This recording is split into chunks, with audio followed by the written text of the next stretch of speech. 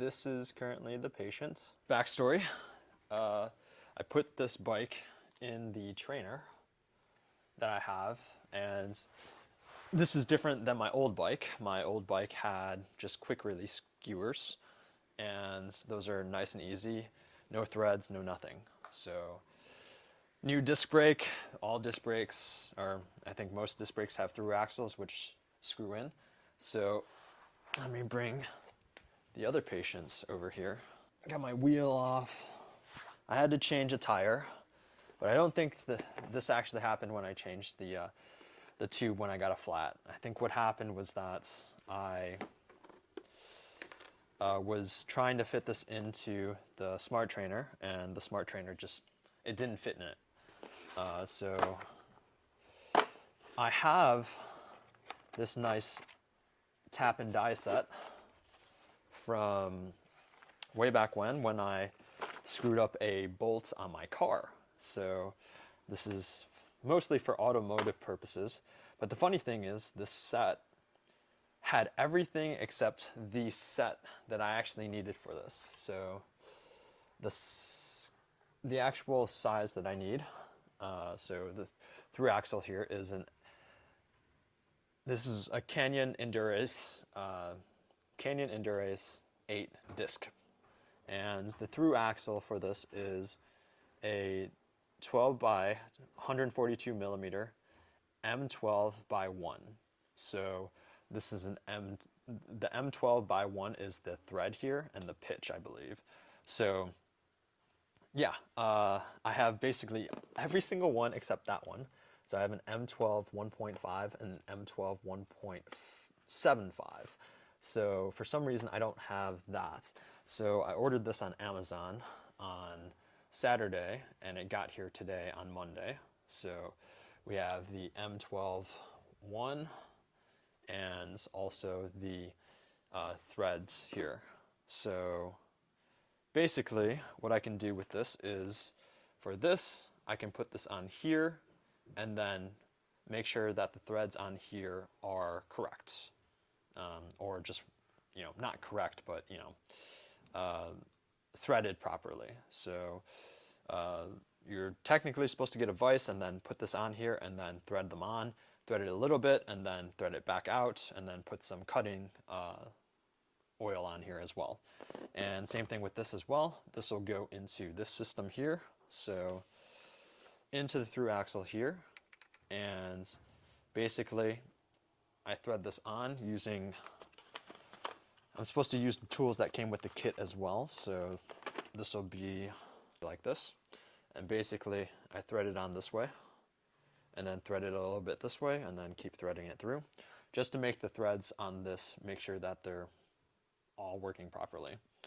And as well as this, I use not the same thing, but a very similar one. So here, oh, that's the other thing, is that this thing is too big, so it doesn't fit on here. So I can't actually use this, so that's not actually going to work. So that's a big miss on my part. But I think you can technically do this without that, which is a little bit odd. I don't know why this one's so large. But I can still try to do it. It doesn't really require that much pressure. It's more just even pressure across the board. There we have it. Already setting myself up for failure here. So, and I'm probably going to put it through something. So I'll likely have the tire here, thread this through. Probably the other side because I don't want to touch this. So I'll probably have it threaded this way and then turn it clockwise and then twist it like a half turn counterclockwise, and then keep turning it clockwise till I get all through these threads. And while I'm doing this, I do want to put cutting oil on this. Now the other thing is that this can get into the bearings too, so I want to make sure I cover it so that it doesn't get into the bearings. If I don't resolve this issue, I'm not entirely sure what I'm going to be able to do. I talked to a mechanic which services Canyon bikes, and he mentioned that just throw away the through axle and just buy a new one. So I'm going to try to do it with this one so that I don't have to buy one, but we'll see what ends up happening here. But yeah, I won't be able to use this one here, which is a bummer, but I'll have to use this here. So this gives us enough clearance here, luckily. And yeah, we'll try to thread this through and make sure that the threads are right. Tap Magic cutting oil right here. And it's just a cutting fluid. This hopefully will help it pull through. So I'm going to put some of this on here as well.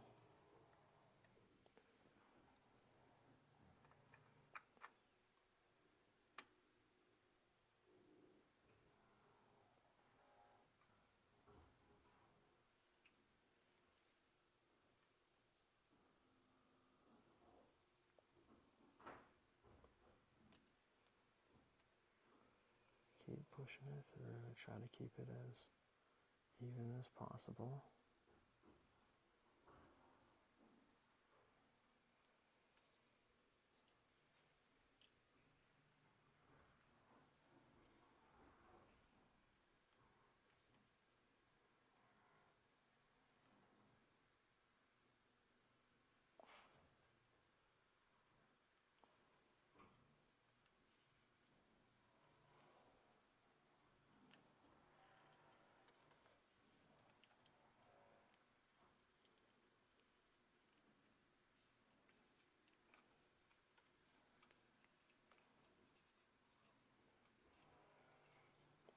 Seemingly okay.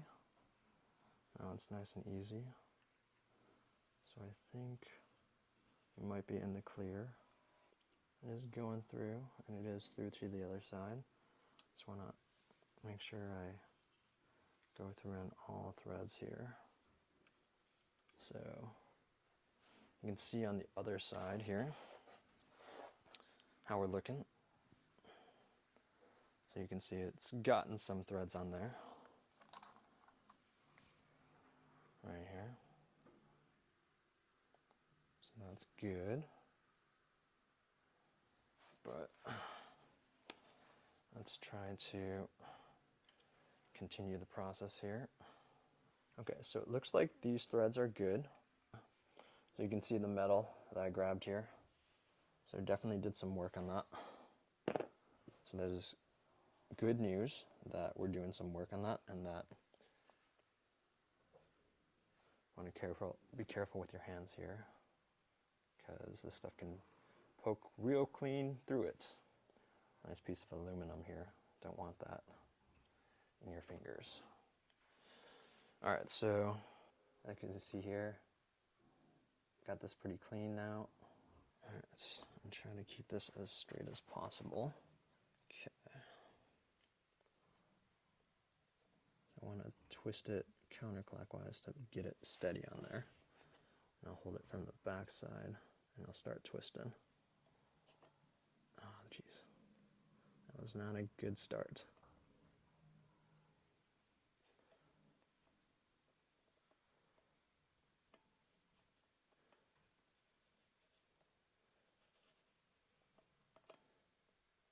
This is not going super well because I don't really have a good way of keeping it perfectly straight.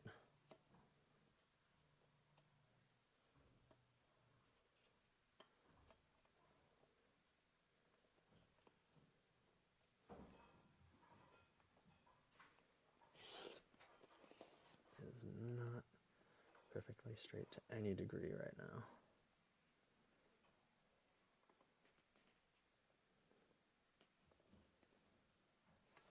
I'm not sure if this is going to be the best way to do this.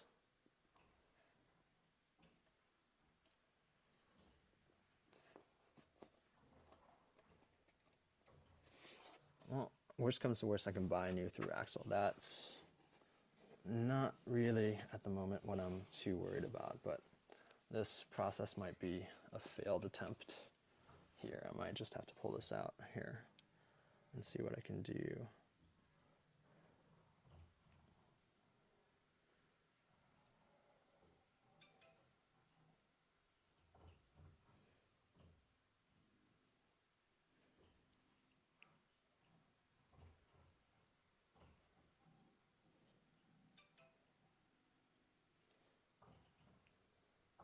This is not working out.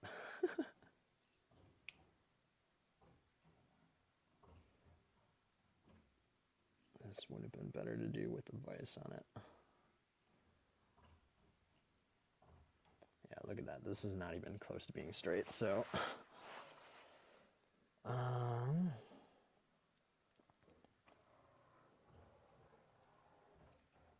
Yeah. I think I gotta just buy a new thru-axle from the mechanic that is nearby. Looks pretty straight right now, but I already went through it once, so this might be a lost cause now. Some of the metal's coming through, so you need to be careful with this. But you can see some of the threads are coming through now.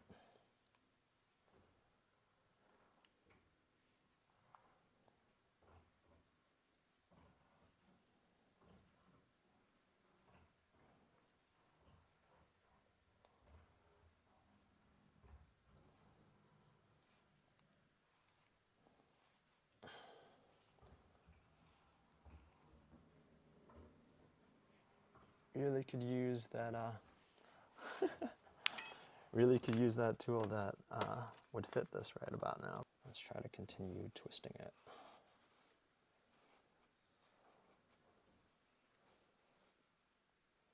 Almost at the ends, but the threads are not doing well.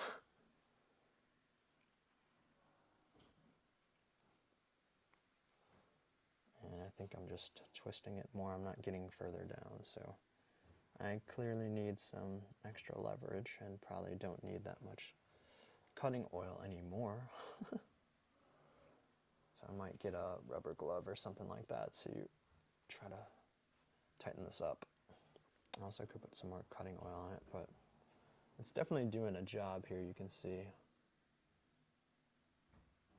got some metal shards off of it. You can see the shards here. And this is sort of what the end product looks like if you do a meh job of doing it. So the thing to do, apparently, so you can actually hear it here when I turn it backwards, you can actually hear it click in. So for things that really matter, apparently you turn them counterclockwise until you hit a click or some sort, and then you should be able to start turning it. So this looks like it'll work. So I think we did it instead of just being completely attached to it. So screw this puppy in. So again, for one, I try to rewinded it, and then you saw it click, and then now I can turn it.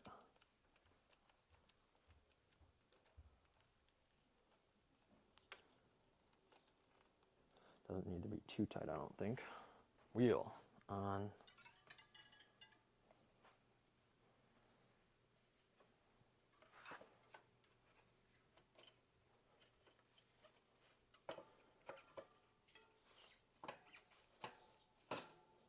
There we go.